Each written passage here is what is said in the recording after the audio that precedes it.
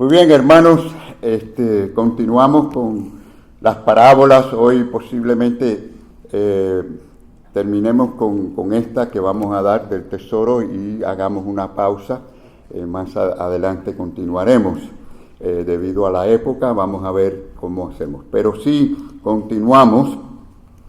Y miren, al igual que vimos en las parábolas anteriores, la interpretación popular se distancia del contexto que encontramos en Mateo capítulo 13 y del verdadero significado.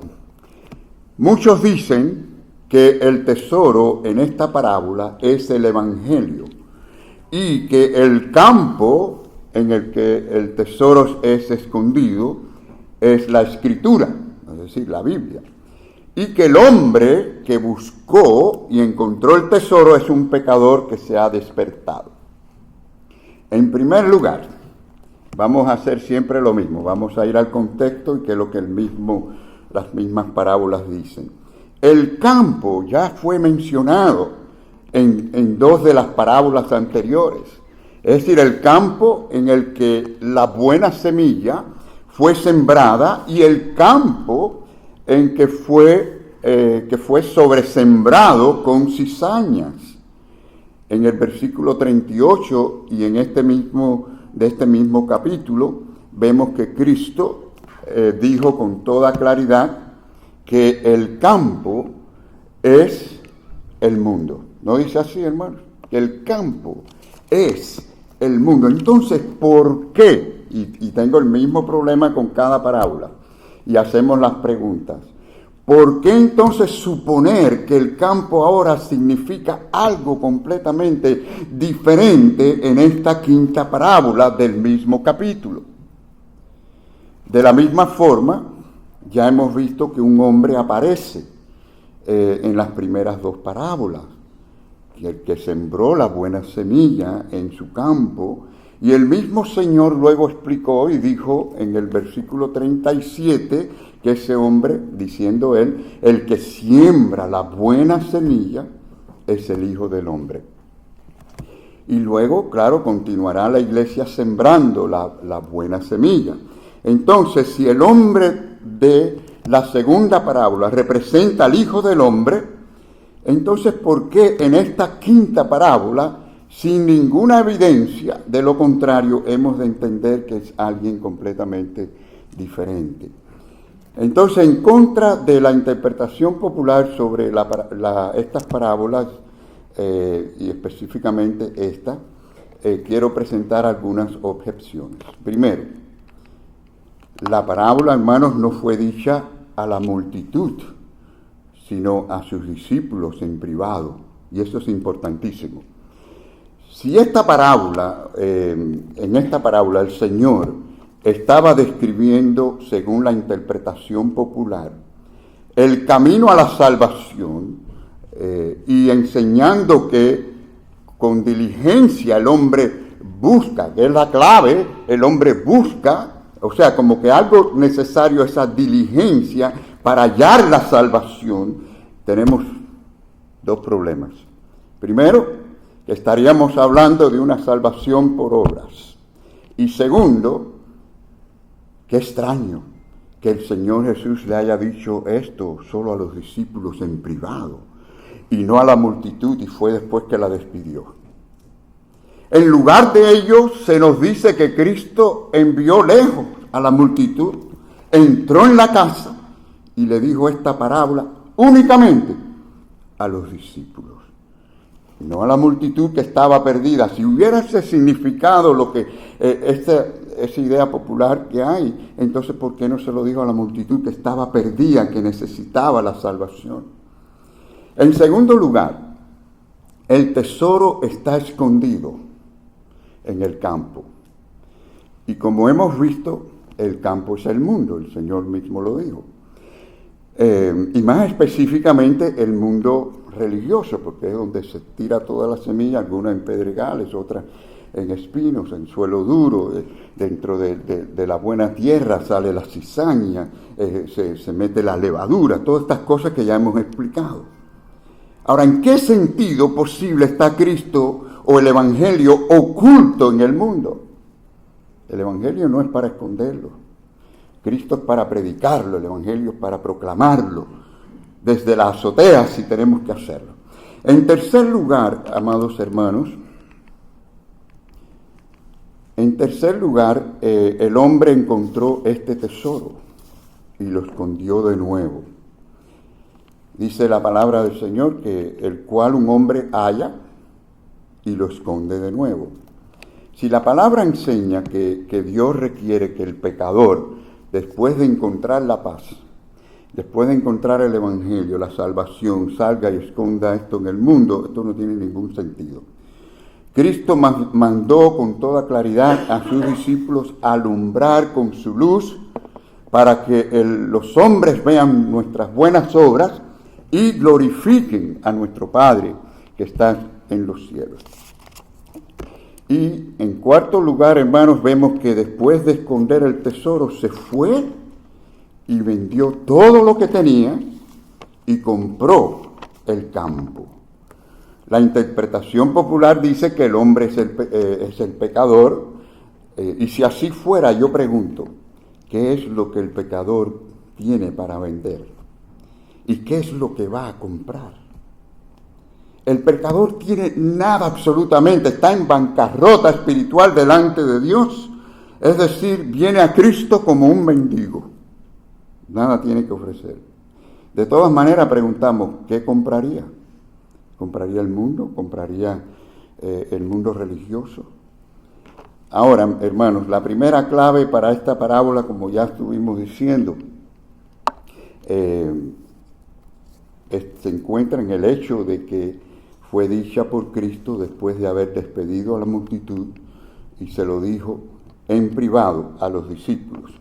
Miren, aquellos discípulos debieron estar en este momento, razón por la cual el Señor los lleva ahora en privado, debieron haber estado perplejos al escuchar todas estas cosas que Jesús les había dicho, es decir, este oscuro panorama con que Cristo había descrito el ambiente en el cual el reino de los cielos tendría que desarrollarse aquí en este mundo después de su partida. Les había dicho que ellos saldrían a regar las semillas, las buenas semillas, pero con escasos resultados. O sea, la siembra que él había comenzado, ellos la continuarían, pero les advirtió que una parte de las buenas semillas, solamente una parte, daría raíces, echaría raíces y daría frutos. La segunda clave, amados hermanos, es que había dicho que el diablo, estamos haciendo como un recuento a todo lo que ya hemos dicho, ¿no? El diablo se había convertido en un agricultor y sobresembró el campo de cizaña, ¿no? Y que les fue prohibido arrancar la cizaña, es decir, la cizaña y el trigo debían de crecer juntas hasta la siega. Y luego, fíjense cómo sería la cosa, que serían encontradas en tales cantidades que sería necesario atarla en manojos. La tercera clave, mis queridos hermanos, la tercera clave es que les había advertido que su causa manifestada en la tierra se desarrollaría como la semilla de mostaza, que se convertiría en una hortaliza, pero que luego el diablo haría crecer un gran árbol de falsos creyentes, y tan grandes son sus ramas por todo el mundo, que el diablo y sus agentes encontrarían refugio en ella. Y la cuarta clave anunció que la harina, fíjense, emblema de la verdad pura, porque ustedes saben que la harina, ¿de dónde viene? Dijimos la semana pasada, viene del trigo, el trigo de la buena semilla. Pero que un elemento extraño, corruptor, llamado levadura, se introdujo silenciosamente, secretamente, y luego un versículo más adelante les dijo que se cuidaran de esa levadura, ellos entendiendo que hablaba de los fariseos y los falsos maestros, los falsos creyentes. Hermanos, sí, había muchas razones para que los pobres discípulos estuvieran perplejos. Y es la razón ahora por lo que el Señor los llevó aparte para darles alientos y hablarles del tesoro y de la perla. Los va a tranquilizar y les va a decir que el Dios no ha fracasado, el Evangelio no fracasa. Les dio a conocer que aunque la causa externa del cristianismo en el desarrollo del reino de los cielos aquí en el mundo, iban a haber tantas dificultades, iban a haber falsas enseñanzas, pero que Dios no estaba fracasando. Les dice que hay un pueblo escogido, un pueblo elegido, un pueblo precioso a su vista, y le llama tesoro, ¿no? A este pueblo Él le iba a manifestar sus riquezas, su gracia y su gloria. Así que estos escogidos, estos remanentes, iban a surgir entre los judíos. A esto se le llama tesoro.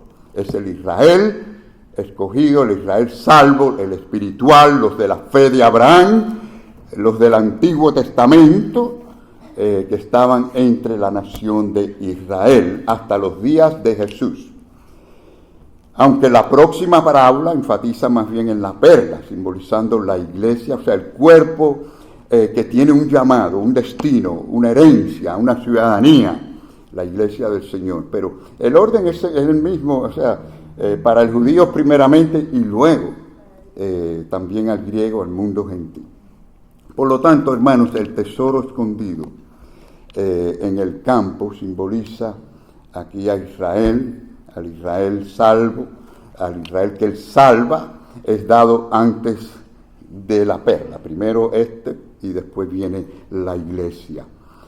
Con esta introducción, quizás poco larga, hermanos, que vamos a entrar en el primer punto. O sea, la primera pregunta, ¿qué significa el tesoro escondido?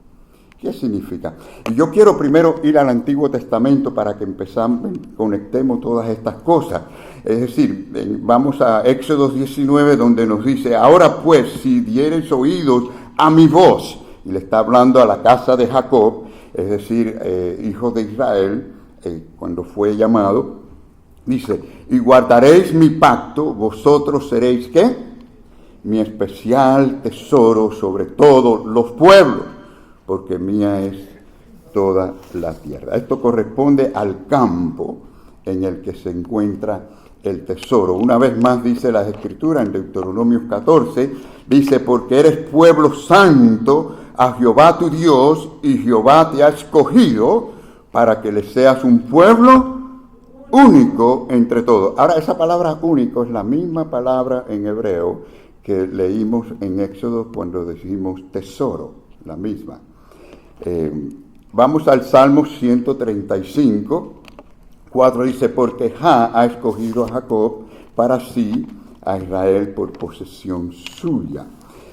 Aunque sabemos, hermanos, que el tesoro se refiere a los de la verdadera fe en Israel, dentro de todos los judíos, el pueblo de Israel produjo muchos que eran cizañas, muchos que estaban como entre pedregales, entre espinos, de corazón duro, o sea, todas estas cosas. Y uno de los grandes pecados de Israel, ustedes lo conocen, que fue la idolatría, el adorar a otros dioses. El apóstol Pablo reconocía este problema y sufría porque sus seres queridos y gente de su pueblo, los hebreos, pues estaban perdidos. Y mire cómo él lo expresa, mis queridos hermanos, aquí expresa su dolor. Dice en el versículo 3, dice, porque de Romanos 9, dice, porque deseara yo mismo ser anatema, separado de Cristo, miren esto, por amor a mis hermanos, los que son mis parientes, según la carne. Y luego más adelante dice él, esto es, no los que son hijos según la carne. Según el contexto, hermanos, los judíos, se refiere a los judíos de verdadera fe. Estos son los que son tesoros, no todos los hebreos, no todos los judíos están incluidos en este tesoro como salvación. Ahora, la confirmación de esta definición del tesoro en nuestra palabra también la notamos en el hecho de que Ni una sola vez en 21 epístolas se menciona en el Nuevo Testamento esta palabra tesoro para referirse a la iglesia. Exclusivamente es para los judíos. Es decir, la iglesia es la iglesia del Señor, y esto lo vamos a ver con la perla. Pero quiero que noten otro detalle. La parábola comienza con el tesoro escondido, ¿no es así? Y no es así como comienza también el pueblo, la nación de Israel, los escogidos de Dios como escondidos. Miren, ustedes van a ver esta parte de la historia. ¿Quién es el padre de la fe de Israel? ¿No fue Abraham? Sí. ¿Dónde estaba Abraham cuando Dios puso su gracia y su mano sobre él? ¿Estaba separado, adorando a Dios, alejado de los dioses paganos? No, al contrario, estaba entre ellos, pero allí estaba, mis queridos hermanos, como escondido en medio de ellos. En lo exterior, Abraham era uno de ellos, pero en el interior era uno escondido, era un escogido como tesoro de Dios. Después de Abraham vino Isaac, y después de Isaac vino Jacob. ¿No fue así? Porque Esaú no estaba en la línea de los escogidos. Pero mira a Jacob, por ejemplo, con todos los defectos que tenía Jacob, y hablábamos de él en la escuela dominical, ¿verdad? Lejos de la tierra prometida, un exiliado en Padarán, trabajó allí para un gentil sin principios, o sea, Labán, si ustedes recuerdan, como siervo, pero allí estaba como tesoro escondido, Jacob. Y solo después de la historia que nos damos cuenta, analizamos y vemos que Dios estaba guiando su vida y protegiéndolo, ¿no? Ahora continúa un poco más adelante y vemos los descendientes de Jacob y los descendientes de Abraham, ¿no? Se convirtieron en un numeroso pueblo, creo que cerca de o alrededor de 2 millones de personas. Ahora, ¿dónde se encuentran este tesoro entre ellos? Entre este pueblo tan grande ya de casi o cerca de o alrededor de 2 millones de personas. Hermanos, allí estaba, entre los hornos de ladrillos, en el campo laborando como esclavos en Egipto. ¿Qué hubo allí para distinguirlos? Nada. El tesoro estuvo oculto. Hermanos, estuvo oculto como estuvo oculto también Moisés. Fue ocultado para luego ser levantado como siervo de Dios y librar al pueblo de los egipcios. Es allí donde comienza, hermanos, esta parábola. El pueblo oculto, escondido.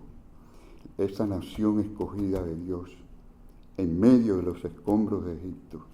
Miren conmigo este texto en Deuteronomio.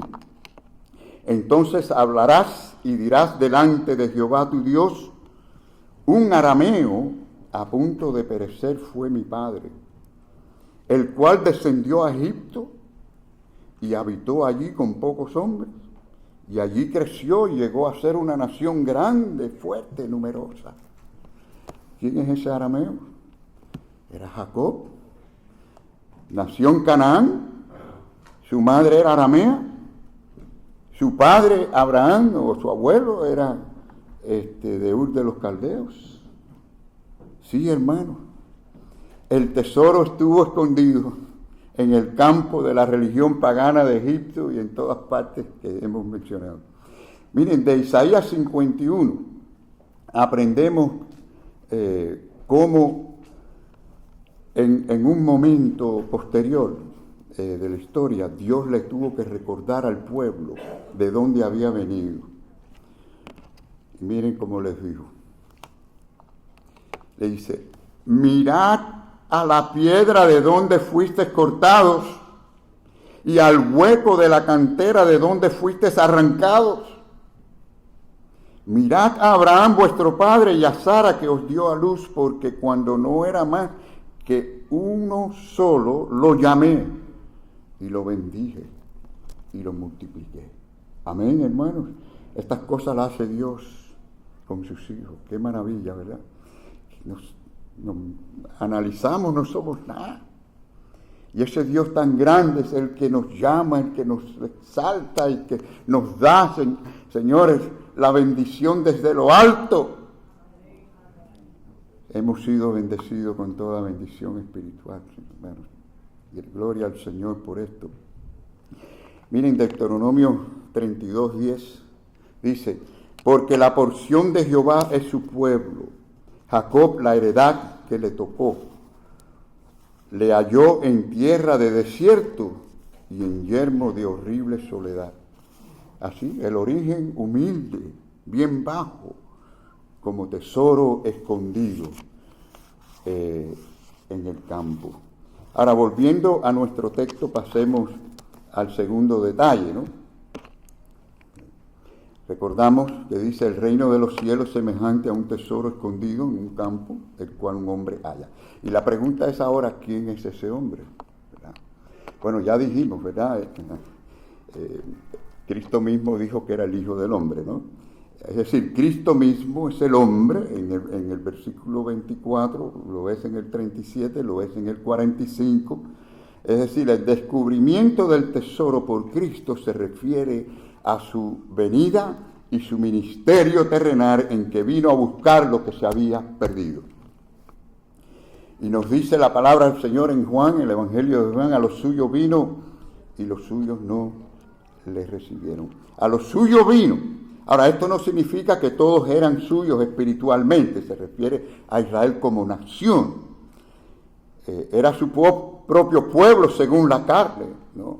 Como le dijo a aquella mujer cananea, ¿qué le dijo? No soy enviado sino a las ovejas perdidas de la casa de Israel, primeramente. Ese era su primer ministerio, ¿no? Da a entender, hermanos, de que dentro de la nación hebrea o Israel hay ovejas perdidas que debía salvar, es el tesoro escondido. Cristo, el hombre, vino a Israel, a los judíos primeramente. Así que el tesoro fue encontrado cuando Cristo vino al mundo. Pero su venida a buscar el tesoro incluía a los del pasado, o sea, desde Adán, toda la descendencia de Abraham, los que eran de la verdadera fe. Hermanos, como eran así los discípulos, ¿dónde estaban los discípulos cuando Él los encontró? Estaban entre los pescadores, cobradores de impuestos, en un mundo, escondido en un mundo religioso. Y de allí los sacó el Señor, ¿verdad? Así que el reino de los cielos es semejante a un tesoro escondido en un campo, el cual un hombre halla y lo esconde de nuevo. Él lo esconde. Y esta es la palabra quizás más solemne después de del horno de fuego que encontramos en la parábola de la cizaña. Miren, el capítulo 12 de Mateo ayuda a entender un poco el capítulo 13 de Mateo, porque en el capítulo 12 Jesucristo se presentó a los judíos como el Mesías, como el que venía para salvarlos, pero él fue rechazado por ellos. Y debido a ese rechazo, él pronunció una sentencia, hermanos, de condenación sobre ellos. Miren, para que vean que esto no es fácil. Dice, como el Señor les dio la sentencia, miren cómo se la dijo. Cuando el espíritu inmundo sale del hombre, anda, eso es porque hay personas que se ven muy religiosas, pero de verdad no tienen el Espíritu Santo, y entonces... miren lo que dice, cuando el espíritu inmundo sale del hombre, anda por lugares secos buscando reposo y no lo halla. Entonces dice, volveré a mi casa de donde salí, y cuando llega, la haya desocupada, barrida y ordenada. Es decir, todo en lo externo muy bien, muy religiosamente y todo lo demás, pero entonces sabe lo que hay dentro. Él ve lo que la gente no ve lo espiritual. Entonces va y toma consigo otros 7 espíritus peores que él, y entrados moran allí, y el postrer estado de aquel hombre viene a ser peor que el primero. así también acontecerá a esta mala generación. Le está diciendo, esto es lo que le está pasando, le va a pasar a ustedes. Hermanos, no solo lo crucificaron a él, persiguieron a la iglesia de Cristo. Si ustedes van al final del capítulo 12 de Mateo, por eso él declara quién de verdad es su familia. Miren lo que les dijo. Porque todo aquel que hace la voluntad de mi Padre, que está en los cielos, ese es mi hermano y mi hermana y mi madre. Allí lo que yo estoy viendo es que él está rompiendo con esa idea de estar atado a un Israel carnal. Él no está atado a un Israel carnal, sino espiritual. En tercer lugar, hermanos, tenemos allí el tesoro escondido una vez más, y así continuará con su verdadero pueblo no visible como nación o descendientes carnales. Es decir, algunos dicen que el escondite del tesoro se refiere a la última dispersión y esparcimiento de los judíos por toda la tierra, y que están ocultos y que quedan 10 tribus todavía que están perdidas, etcétera, etcétera. Bueno, yo no entiendo nada de esa parte, no lo veo así. Yo lo que no tengo dudas, hermanos, de que Israel ha sido castigado por haber rechazado al Mesías. Ellos mismos dijeron que la sangre de Cristo caiga sobre vosotros. Y ustedes van a escuchar mucha gente a decir que Israel cometió este error, que tomaron esta decisión y por eso esta guerra. Miren, Israel ha sido uno de los pueblos, yo diría, uno de los pueblos más sufridos. Miren cómo están ahora. Eso no ha cambiado en todo el tiempo. Esta gente está sufriendo siempre ataques constantemente. Y hay una sola razón. Ellos han rechazado y rechazan a su propio Mesías. No se olviden de esto. Y comenzó con la destrucción como nación, la destrucción de Jerusalén en el año 70, sin la protección de Dios. Así que no tengo duda de que hubo consecuencia de aquel rechazo. Un pasaje de las Escrituras que, como prueba de lo que acabo de decir, porque como que esto estaba predicho, era una profecía. Miren cómo dice, en Deuteronomio dice, porque son nación privada de consejo, y no hay en ellos entendimiento. Ojalá fueran sabios, que comprendieran esto y se dieran cuenta del fin que les espera. ¿Qué les parece, hermanos? No es fácil. Es decir, toda la totalidad como nación no será salva. Es decir, solo aquellos que son el tesoro, que de allí salen a reconocer al Mesías como Señor y Salvador.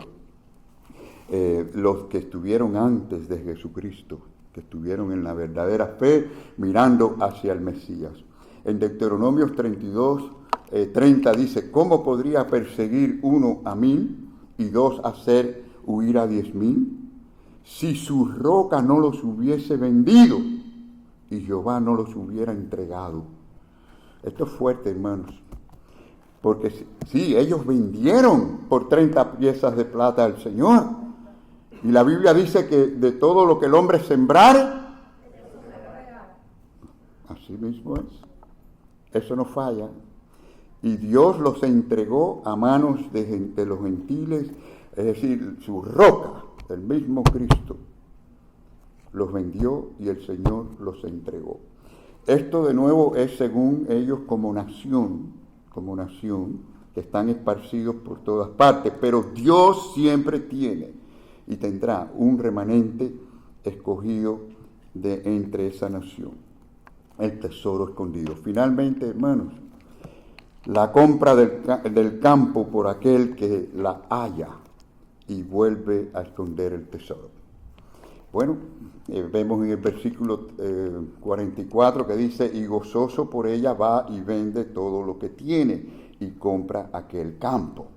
Ya explicamos que el hombre no puede ser el que compra la salvación. Ya explicamos que el hombre no tiene nada de valor para poder vender.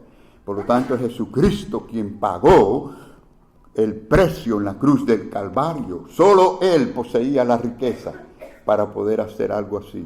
En Mateo 20:28 dice, como el Hijo del Hombre no vino para ser servido, sino para servir y para dar su vida en rescate por muchos. Si todos fuéramos ejemplos así, ¿verdad? En servir con humildad, ¿verdad? Qué maravilla sería, ¿verdad? Tenemos que mirar esto como un ejemplo a seguir. Y dice el versículo 21 del primer capítulo, dice, y dará a luz un hijo y llamará su nombre Jesús, porque Él salvará ¿a quién? A su pueblo de sus pecados. Primera de Pedro dice, porque también Cristo padeció una sola vez por los pecados, el justo por los injustos, para llevarnos a Dios, siendo a la verdad muerto en la carne, pero vivificado en espíritu. Hermanos, el hombre de la parábola es Cristo, quien dio lo que tenía, es decir, dio toda su vida en la cruz del Calvario para comprarnos con su preciosa sangre. Dice 2 de Corintios, porque ya conocéis la gracia de nuestro Señor Jesucristo, que por amor a vosotros se hizo pobre, siendo rico, para que vosotros con su pobreza fuisteis enriquecidos. Para resumir, amados hermanos, en primer lugar tenemos el tesoro escondido en el campo, lo cual nos lleva de nuevo al principio de la historia de Israel como nación. En segundo lugar tenemos al hombre encontrando aquel tesoro, que es Cristo viniendo al mundo para salvar y buscar lo que se había perdido. En tercer lugar tenemos al hombre ocultando el tesoro. El remanente siempre será como un tesoro escondido entre el mundo. Y en cuarto lugar tenemos al hombre comprando el tesoro y todo el campo en el que fue encontrado, haciendo referencia a la muerte del Señor Jesucristo. Así que, hermanos, como Cordero, bajó del cielo a morir en una cruz por nuestros pecados. Si no has creído en ese Jesucristo, si no estás seguro de tener esa salvación, ven a Él, porque solo Él puede perdonar tus pecados por la obra de la cruz. Pero debes venir en arrepentimiento. Debes venir reconociendo que estás en bancarrota espiritual, que no, tus buenas obras nunca te van a salvar. Necesitas la obra de Cristo y confiar en la obra de Jesús en la cruz del Calvario. Ven a Cristo. Él es el que puede salvarte. Solo Él. Es decir, Él tomó nuestro lugar como Cordero de Dios. Que el Señor les bendiga, hermanos.